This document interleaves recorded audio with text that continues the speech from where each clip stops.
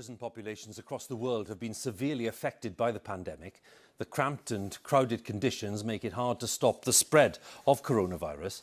And in the US, authorities have turned to solitary confinement as a way of limiting transmission. There are an estimated 60,000 inmates in solitary confinement in America, although that number is now believed to be much higher, and many of them have been held in solitary for years. Yet the United Nations considers more than 15 days in solitary confinement to be a form of torture because of the psychological damage that it can cause. And for some inmates, the impact is indeed devastating. This special report by our correspondent Hilary Anderson does contain some distressing details. We've all now experienced lockdown in our homes. But try to imagine being confined to a room the size of your bathroom for 22 hours a day. That's solitary confinement. In New York, I met Candy Haley. Candy was held on remand at Rikers Island Jail here for a crime she didn't commit, then accused of breaking prison rules. She was put in isolation. If hell had a description or a definition, it would be solitary confinement. The cell was like an elevator that you're stuck in for 24 hours. With no indication of how long she would be there, Candy could only see one way out. I wanted to kill myself. I swallowed pills. I cut my arms. A pencil, a pen, whatever I could find to cut my arms up. How long can a human endure isolation? For Candy, it was 3 years. For Albert Woodfox, it was 45. He spent most of his life in a cell alone, trying not to lose his mind. The very first time I experienced a claustrophobic attack, I was sleeping and I woke up and the bunk above me was right there, you know, about a couple of inches from my face. You know? That was your perception? Yeah, and I couldn't move. It feels like the atmosphere itself is closing in on you, you know. You get this feeling where you're being smothered almost, you know. Woodfox, accused of killing a prison guard, has long maintained his innocence. He was released in 2016. The length of his incarceration shocked many around the world. He's become a leading figure in the fight against solitary. For years, this man, Burl Cain, was his jailer. Cain didn't want to comment on specific inmates. He's had years of experience with maximum security prisoners and believes solitary is essential to prison safety. The United Nations has defined more than 15 days in solitary as torture. What do you say about that? I'm not torturing them because I'm going to feed them good, and we're going to try every day to get them to come out of there and live peacefully with the others. But until he says that, until he wants to act right, I have no choice but to protect the others, leave him over here. Some American states are trying to reduce the use of solitary confinement. But in others, like here in Louisiana, solitary is still widely used, sometimes even for children. That's him. I met Solan Peterson. This, Solan, his adopted 13-year-old son. Had lots of friends. He made friends really easy and just wanted to have a good time with everyone. 2 years ago, Solan, who had ADHD, set fire to a bin at school. He was taken to juvenile detention. Like many young offenders, he was put in solitary for misbehavior. I could talk to him through a little bitty 4-inch window, and you could tell it was kind of breaking him down. We were told that he was going to get out that night or at the latest the next morning. But he didn't. This is footage of Solan's cell block on his 5th night in solitary. A guard sees that Solan has hanged himself. I got a phone call at 2 o'clock in the morning saying that he was dead. Solan's parents gave permission for use of this footage to highlight the horrific consequences of putting their 13-year-old in solitary. You don't really feel a whole lot in the moment. You kind of go numb and you're in shock. I mean, he's a normal teenage boy, and he was happy most of the time. Solan's family thinks solitary confinement should be banned, but many Americans would see that as going soft on prisoners. So, more than 60,000 inmates remain in solitary today, alone with their minds. Hilary Anderson, BBC News. You can see an extended version of Hilary's special report, and it's available for you on the BBC iPlayer. New York City Council has passed legislation to ban most uses of solitary confinement in its jails on Wednesday. The City Council voted in favor of the measure in an effort to make jails more humane. The new law requires all detainees to receive at least 14 hours outside of their jail cell every day. New York City Mayor Eric Adams, however, says it will make jails more dangerous for inmates and staff. He's vowed to veto the bill despite its overwhelming support. NPR criminal justice reporter Meg Anderson joins us now. Meg, good to have you. So talk to us about why Mayor Adams is against this measure, why the city council is so in favor of it. What are the concerns here? Yeah, so the mayor has kind of given two reasons for why he's against it. A spokesperson for the mayor told me that it's going to foster an environment of fear and instability, and it'll make correctional officers there less safe, as well as detainees.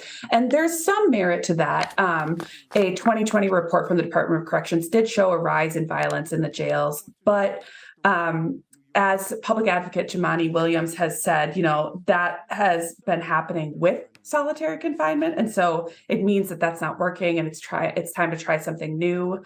The other thing that the mayor has said is that the New York City jails have not used solitary in years. And that seems to be sort of a matter of semantics. Advocates say that, instead they call the mayor and the unions representing the correctional officers have called it punitive segregation, and that's just solitary by another name. Well, but there are some instances in which the city's jails would be able to use solitary confinement, even if this measure was able to be approved and Mayor Adams didn't veto it. Explain those areas in which solitary confinement would be allowed. Yeah, so they've left some instances when it can be used. That would be a 4-hour de-escalation period. For instances when someone has been violent or there's a risk of violence. But they've really tried to mandate, or the bill mandates that detainees have to be outside of their cell for 14 hours. So the uses are very limited with the new bill. And I should say that the proponents of the bill say that that's really important because solitary, there's a lot of evidence that it's really damaging, right? It increases the risk of PTSD, suicide. People in their first year out are more likely to die. So there are very human reasons why limiting its use is really important. All right, Meg Anderson, another continuing story. Thank you. They were in these cinder block rooms. There were these solid steel doors with a tiny slot where they would pass the food through, and they were held in there for 24 hours a day. What's wild is they had these light fixtures in the ceiling, and they had like sprinklers. The kids were so stir crazy and bored and frustrated that they took apart the light fixtures and the sprinklers, and they started using the pieces to dig holes in the wall so that they could climb through the cells to see one another and talk to one another. So then the state responded by removing the lights. And then the kids started taking their beds apart and using the pieces from their beds to dig holes. And so they took away the beds. So, right. It's not like an adult serving a life sentence. Not that makes it okay. Right. But, there are going to be adults, grown adults, who are going to go into society. And you're sending them from an environment in which it's just a black box. I mean, it's a black box literally and figuratively, right? You're damaging them.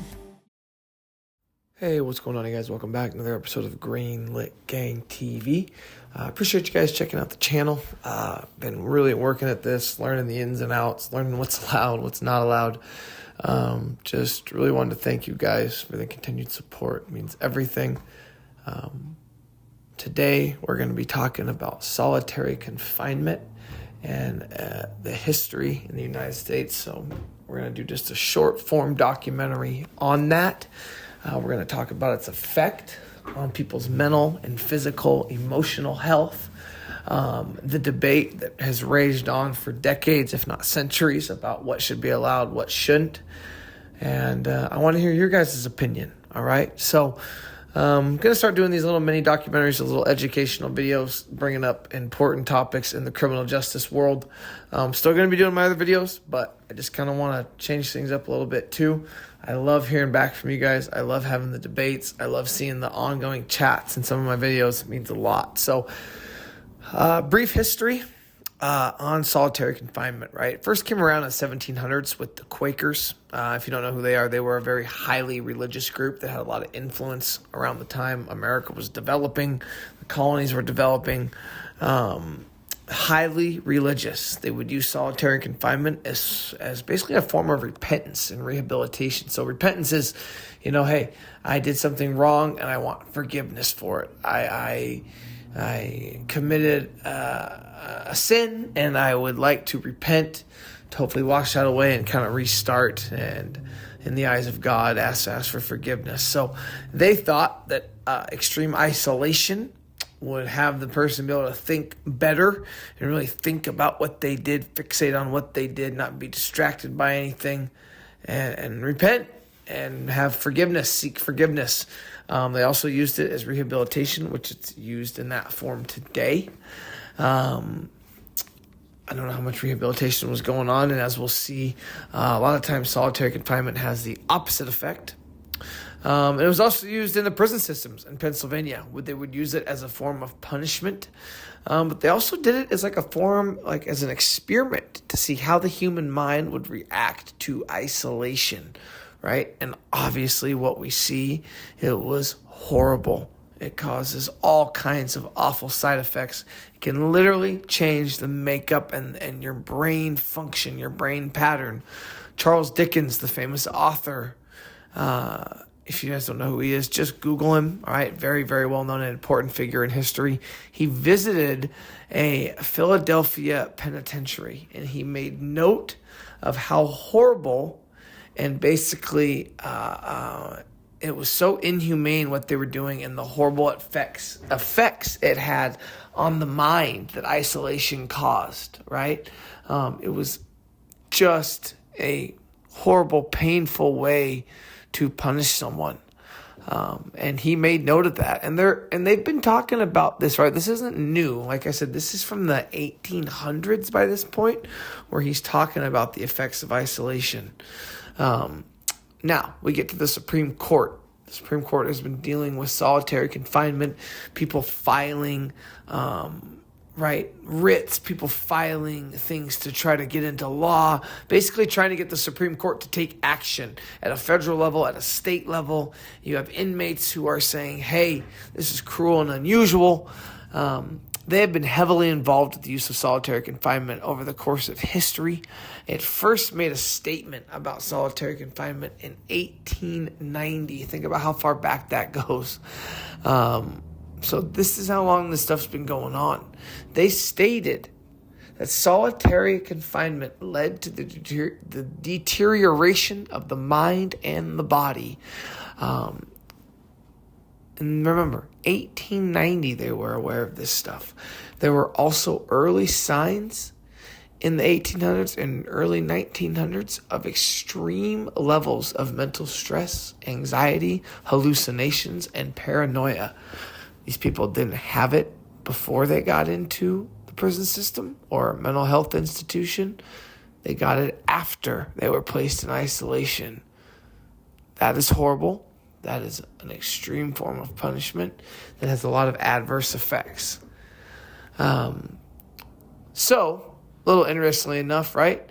Solitary confinement actually falls out of favor and it falls out of use for a long period of time until the 1980s and 1990s, when you see Presidents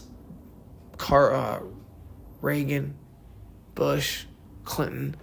All these guys want to get tough on crime. All these guys want to get bills and laws into place that show that they care about the ongoing issues in America. Right? The wars being fought in the streets, law enforcement dealing with all kinds of horrible things. And it was all race right? It was all about race. It was all going to affect people of color more than anybody else. And we saw that effect. Okay, we absolutely saw that effect. They wanted to punish the offender. They wanted to make things very, very severe. Low-level crimes were now being, people were getting 15 to 20 years for petty offenses. And if you were a person of color, man, you were going to feel the brunt of the legal system. And unfortunately, solitary confinement was used way, way more than it should have. There's extreme cases where I believe it should be used, but they were using this for anything and everything. You'd go in for, and as we'll see, literally a guy went in for a DUI and spent years in solitary confinement. 44 states adopted and began to set laws into place that had different forms and uses of solitary confinement. And that's kind of the scary part, right? Is each state, each individual institution, it's their discretion of how they want to use it. How long do you want to leave somebody in solitary confinement? How long do you want them to be on the no human contact, right? That's kind of up to the judge, the warden, the administrators, maybe the lieutenant on duty that night, running the jail with the prison. It's just scary, and you don't know who's in what situation. They don't keep great record of this, and it's easy to lie. It's easy to say, yeah, we let, Joe and Rob out of their cells for an hour, knowing darn well they didn't. They haven't been out of their cells in 2 months. They've only showered 3 times in a month. So, it's awful, in my opinion. It is awful. Used in so many different forms. And again, that's what I'm saying. It's a lot of times the discretion of the institution of how they choose to use it. It's a way to punish those deemed a threat to themselves or to other inmates or staff. And I do believe in some cases you do have to use it, right, for some periods of time. If it's somebody who's committed, acts that are deemed, too much of a threat to somebody else's physical safety, of course, all right? But they got crazy with it. They got crazy with how they were using it, all right? People that were deemed mentally unfit to be around other inmates were all of a sudden put in solitary confinement, right? And again, what is the definition of unfit, right? It's the discretion of the jail. It's the discretion of the prison. And that's scary because you don't know who's calling the shots. You don't know how long you might be in there. If you're an inmate and you go in there, you don't know when they're going to let you out. It's also used, though, as it's kind of like a threat to cooperate, right? You see it in these police interrogation videos where people are left alone in rooms for hours on end.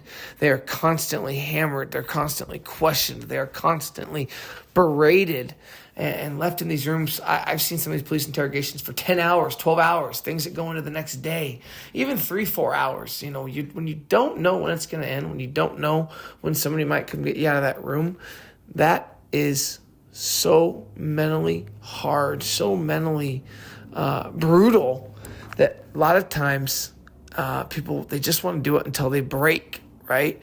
Say whatever it takes to get them out of the situation, say whatever it takes. If I need to cooperate, fine, I'll cooperate. Where do I sign? What do I need to do? Who do I need to point out? And that is not good. That is how wrongful convictions happen. That is how people who had nothing to do with a crime that was committed get roped into this stuff because of fear. These people that are their witnesses, right, in quotes, fear of isolation, being thrown in a cell or thrown in a room by yourself for 2 days. They also use solitary confinement for people who need protective custody. So if you're an informant, if you're a snitch against a group of people, against one of your co-defendants, and you need to be kept away from certain groups of people or kept away from the entire jail, for your own safety, they do that as well. In that case, I don't really feel bad because, hey, you know what it's going to be if you choose to go down this right, if you choose to cooperate, if you choose to ask for your own, basically, hey, I need to be put on my own. I can't be around anybody. Well, that's kind of the definition of solitary, right? If you're asking to not be around anybody, that's what's going to happen. So in that case, hey, I think it's used to, if the inmate, the person who's in the situation wants to use it, well, that's totally different. Have them sign something, have them recorded that they're asking for it. Okay. We also see solitary confinement used at the border. You see dealing with immigration issues where migrants and their families are broken up. You've seen people kept in small little man-made cages, man-made cells for hours or days. You don't know when things are going to end. Understaffed, overwhelmed, and people fall through the cracks. People get left out. And we're going to talk about an individual case where that truly, truly happened a few years ago, and it's downright scary. But family members are kept away from one another, and all sorts of human rights violations are committed. It's just crazy. Not even blaming staff so much in that situation down south, man. They're doing the best they can. It's just nuts. But anyway, more than 20% of inmates at the federal and state levels are in solitary confinement. 18% of those. So 20% or more in the prisons, federal and state levels, 18% in the county jails, city jails are in solitary confinement. Estimated that 120,000 people on any given day are in solitary confinement in the United States. I did see some differing numbers of 80,000, but let's just say 80 to 120,000 individuals. It says 41 to 48,000 people on any given day have been in there for 15 days or more. That's what I'm talking about, right? I can't imagine doing 2 days, 3 days, let alone, 15 days. Over 6,000 people being in solitary confinement for more than a year. That's insane. That is insane. I can't imagine having to do that. It just really brings to light some of the serious issues our criminal justice system faces. The people who believe in solitary confinement point to inmate safety from those deemed too dangerous. They also point to the safety of staff and other individuals. And I do think in certain cases, yes, you have to have it. You do. You really do have to have it. But I think it's highly overused. I think it's highly abused. There's also some people that say, hey, you've got people that can't be around other people. They got people that have proven to be basically deemed no good, where they want to lock the key up and throw it away. And the threat and the use of solitary confinement has actually got them into shape to the point where they are so scared to go back to solitary confinement. They want to be in general population. They want to be around other people, so they shape up. I don't know. I kind of want to hear from you guys what you think. Solitary confinement is something that many states have combated over the years. Constantly seeing protests. You're constantly seeing people change policies, restrictions to put in place to limit the amount of time a person can be kept in solitary confinement, which is good. But this is only a handful of states. This isn't all of them. You've got states like New York, Nevada, and Connecticut. They made a law that doesn't allow an inmate to be kept in solitary confinement longer than 15 days. So you've got a handful of states that have deemed it unconstitutional or violating human rights. So that's good. That's a start. But again, it is highly, highly used in a lot of other states. Solitary confinement is one of those things that's viewed as racist amongst a lot of lawmakers and those who represent minorities, because people of color tend to be viewed as more violent and more likely to break the rules. And that is the truth. I'm white, I'm Caucasian, but I've got a lot of friends who aren't. And I do believe that is the case. I've been pulled over in cars with people of color. It's treated differently. I don't care what people say. It is very different.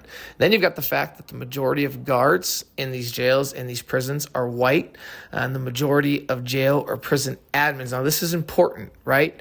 Majority of wardens, majority of people that are really, really in charge, the suits, are Caucasian or white, all right? They are running the show. And then you've got the majority of inmates are people of color, all right? So the huge effect on someone's mental health can't be understated. If you're in solitary confinement, if you feel like, man, these people that are running, these people that are basically in charge of me are racist and out to get me, it just compounds everything and is just something that I think really needs to be looked at. And again, it kind of goes back to the discretion, because there's not a full understanding of what, you can't keep track of what each individual jail is doing, what each individual prison is doing, especially when a lot of these prisons are privatized. It's all about money. Oh my God, that just brings a whole nother level to, we don't know exactly what's going on. We don't know how long somebody's been in there, what human rights have been violated. It's just a Pandora's box. It's been proven that long-term solitary confinement can cause vivid hallucinations, extreme anxiety, and depression. Psychiatrists call it the shoe syndrome, referring to security housing units, where individuals are often locked up for 23 hours a day and only shower 2 to 3 times a week. This may only include an hour of rec time. Basically, you're going from a 6x9 cell to a 6x9 concrete box, where maybe you do some push-ups, maybe you walk back and forth. But again, they're saying this 2 to 3 times a week, but I hear and I've read stories where people weren't getting showers, people weren't getting the workout time, right? It's BS in a way. I don't think it's all the way true. And that goes back to the human side of it, the racial side of it, and people just being mistreated. This God complex that some of these guards, some of these administrators have. I'm not saying they're all bad, because they're not. And we need prison guards. We need police officers. They do keep us safe.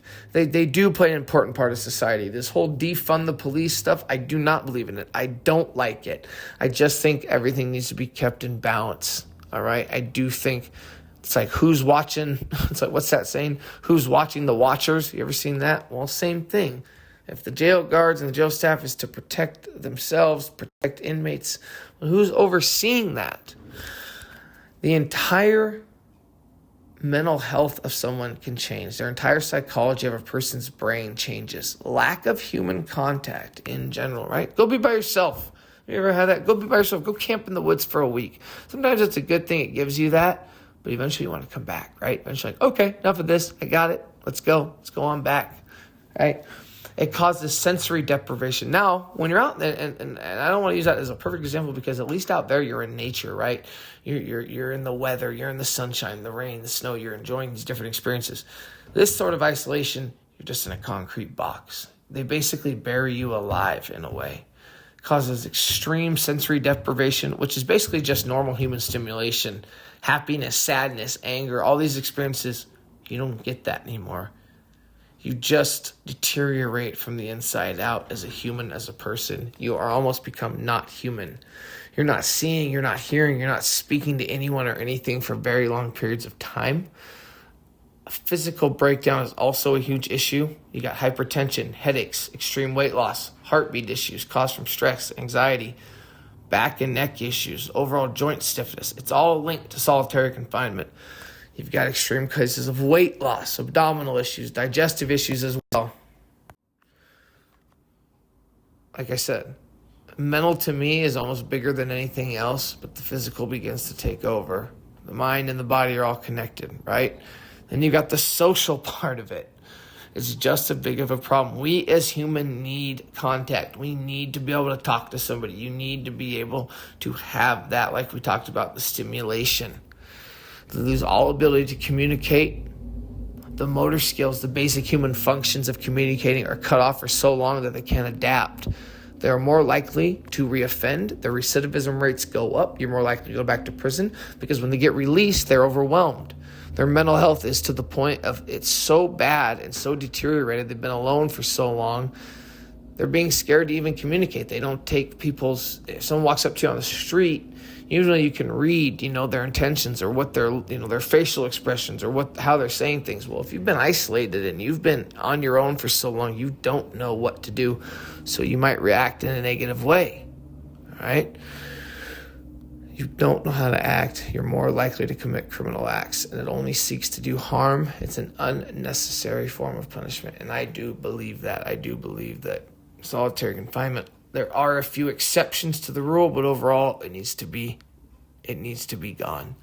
Solitary confinement has been viewed as morally and ethically wrong for a long time and is also viewed as many as illegal. The American detention system, I remember this. So a lot of other countries have a lot higher standards for how they treat their inmates, which is something I don't think people really understand. our standards of treating prisoners are viewed as extremely low. Now, I don't know if a lot of you have seen some of the I've seen documentaries and things on Russian prisons, right? Which is like, oh my God, okay, I would never want to go there. And there are countries where they are a lot worse than us, but a lot of countries are a lot better than us, and they treat people a lot better. They treat you more as a human because they know majority of people are going to get back out.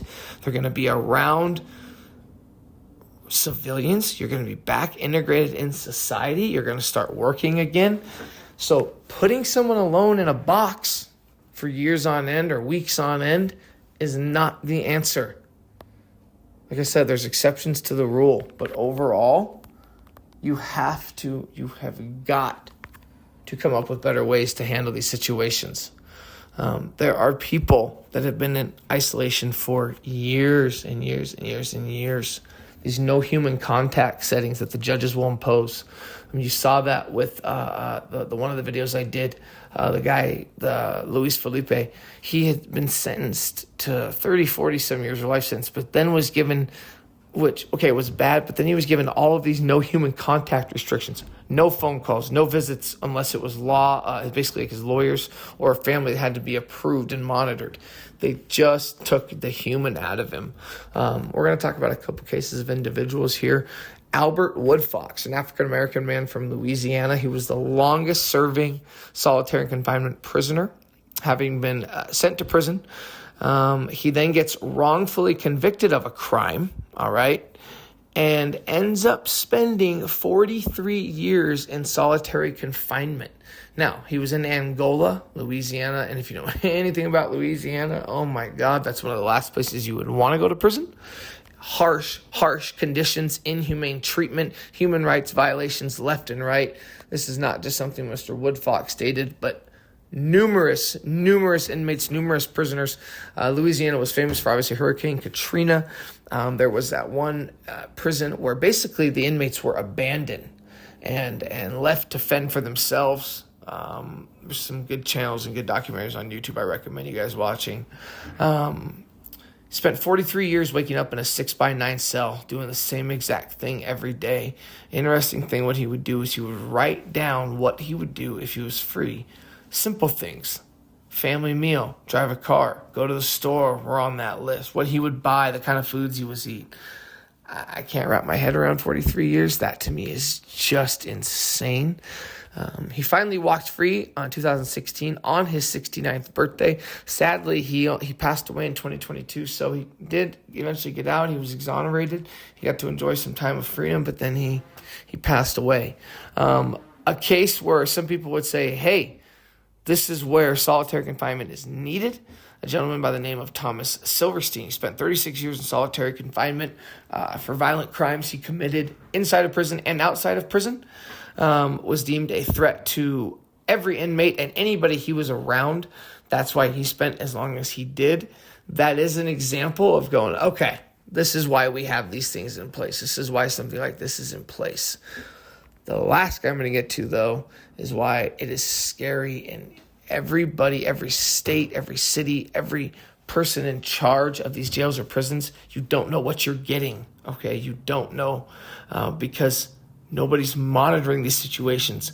A gentleman by the name of Stephen Slevin, he's an example of someone who was held in solitary confinement for 22 months for a simple DWI charge in New Mexico.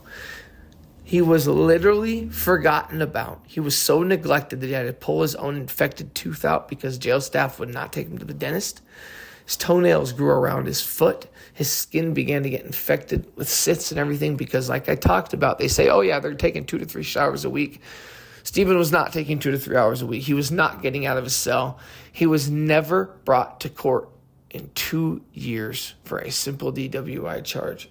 Finally, he was released, got out, cleared of everything. And of course, he sued the state of New Mexico, which then tried to fight it and say, nope, not our fault, which I can't believe. It made me so mad when I read that.